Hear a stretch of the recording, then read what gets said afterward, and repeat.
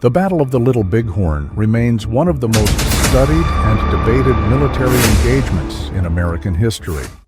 It was a confrontation between the United States Army and the combined Lakota Sioux, Northern Cheyenne, and Arapaho tribes, a battle that would claim the lives of hundreds, including the legendary George Armstrong Custer, and alter the course of Native American resistance on the plains. On the bright afternoon of Sunday, June 25, 1876, Lieutenant Colonel George Armstrong Custer and his 7th Cavalry looked down upon one of the largest Native encampments ever seen from the high ridges across the Little Bighorn River. Custer and his regiment had marched close to 100 miles chasing Sitting Bull, the leader of this massive camp. His mission was to compel Sitting Bull and his allied Lakota, Northern Cheyenne, and Arapaho bands to return to the Great Sioux Reservation. But Sitting Bull had never signed a treaty and wished for his followers to remain free roaming, so he was ready to defend that way of life with force. Custer split the 7th Cavalry into 4 detachments, 3 companies under Captain Frederick Benteen, another 3 commanded by Major Marcus A. Reno, 5 companies remaining with Custer himself, and the rest accompanying the pack train loaded with supplies and ammunition. This upcoming clash between an expanding United States and the final free tribes of the plains would shape the destiny of the American frontier for generations. On April 29, 1868, the United States and several Sioux leaders signed the Second Treaty of Fort Laramie, setting boundaries for the Great Sioux Reservation. This agreement required the Sioux to avoid raiding settlers and railroads and to rely on federal rations for survival. The U.S. government, intent on pushing westward, wanted to assimilate the Sioux into an agricultural lifestyle on permanent reservations. However, a portion of the Sioux refused to sign this treaty and therefore felt no obligation to follow its terms. The chief among these holdouts, Sitting Bull, completely rejected reservation life. In 1874, the Army dispatched Custer to explore the Black Hills, both to find a location for a future fort and to confirm rumors of gold deposits in the region. Although only a small amount of gold was discovered, news of it caused a rush of settlers to invade the territory. This violated the Fort Laramie Treaty and heightened tensions with the Sioux. In 1875, Washington ordered all Sioux living outside reservations to return by January 31, 1876, or face military enforcement. When that deadline passed without compliance, the United States prepared for war. Through the spring of 1876, the Army created a plan to push the non-treaty Sioux back to the reservation. This strategy involved General George Crook marching north from Fort Fetterman in Wyoming Territory with 1,000 troops.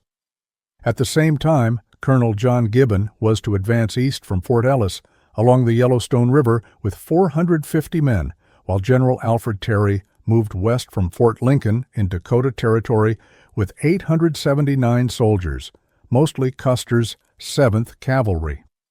The Army believed any one of these columns could easily defeat Sitting Bull's estimated 800 to 1,500 warriors. Moreover, if any column discovered the Indian camp before the others, they were still expected to engage, since the Sioux were far more mobile and their movements hard to track. On June 4th, a Sundance ritual was held at Deer Medicine Rocks, during which Sitting Bull envisioned soldiers falling into his camp, foretelling a major victory. On June 10th, Major Marcus Reno and 6 companies of the 7th Cavalry were sent on a 10-day reconnaissance between the Powder and Tongue Rivers to find the Sioux village. A week later, on June 17th, Crook's column was ambushed around mid-morning by Lakota and Cheyenne warriors led by Crazy Horse near the Rosebud River. The resulting Battle of the Rosebud ended in a narrow native victory and forced Crook to withdraw and wait for reinforcements. That same day, Reno completed his reconnaissance and informed General Terry of abandoned Sioux camps along the Rosebud Valley. Consequently, on June 22nd, Custer and 12 companies of the 7th Cavalry were ordered to march up Rosebud Creek in pursuit of Crazy Horse. Custer was expected to strike the Indian village, driving them toward Terry and Gibbon's converging force, trapping them and forcing a surrender. At dawn on June 25th, Custer's scouts finally sighted the village. They estimated some 8,000 people were present, with between 1,500 and 2,000 fighters. Custer originally intended to attack at sunrise on the 26th, but his scouts warned that their presence had been detected. Fearing the Sioux might scatter and escape, he resolved to attack immediately before they could slip away. The village lay across a flat plain beside the Little Bighorn River with rugged bluffs on the opposite side. The soldiers prepared a two-pronged assault. Major Reno would attack from the south, while Custer would move along the bluffs to strike the north. Captain Benteen's detachment would serve as the reserve and reinforce whichever force needed support. Around 3 p.m., Reno crossed the river and charged toward the village, unaware of its full size since trees obscured his view. Once Reno passed the bend, he saw the camp stretched far beyond expectation and feared an ambush. He dismounted his men into a skirmish line and opened fire into the camp, striking both warriors and non-combatants. After 20 minutes, Reno had suffered only one death, but a group of warriors formed behind cover and counterattacked his left flank, forcing Reno to retreat to a wooded bend of the river. The assault continued, and during the fight, Reno's scout, Bloody Knife, was shot in the head, spraying blood onto Reno's face. Shaken, Reno gave conflicting mount and dismount orders before declaring, "Those who want to escape, follow me," and led a chaotic retreat back across the river, abandoning his wounded. During the retreat, many were killed by warriors shooting from the riverbanks.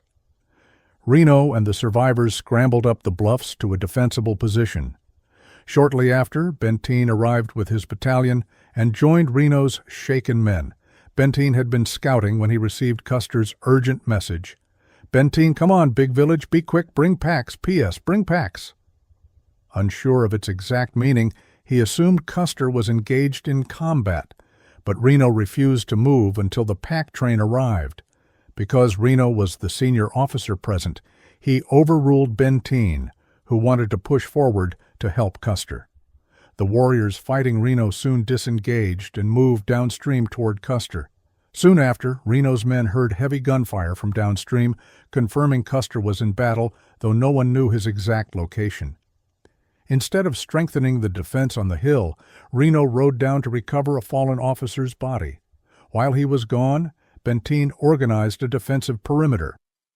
Captain Thomas Weir, frustrated by Reno's lack of urgency, disobeyed orders and advanced his company toward the sound of battle. This encouraged others to follow, and Benteen eventually rode after them. Weir reached a point overlooking the northern bluffs and saw smoke rising from a fight 4 miles away, with warriors firing at prone figures.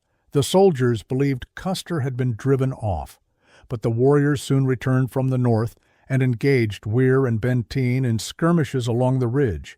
Benteen then pulled back to Reno Hill, losing only one man. The combined force held off repeated attacks until nightfall.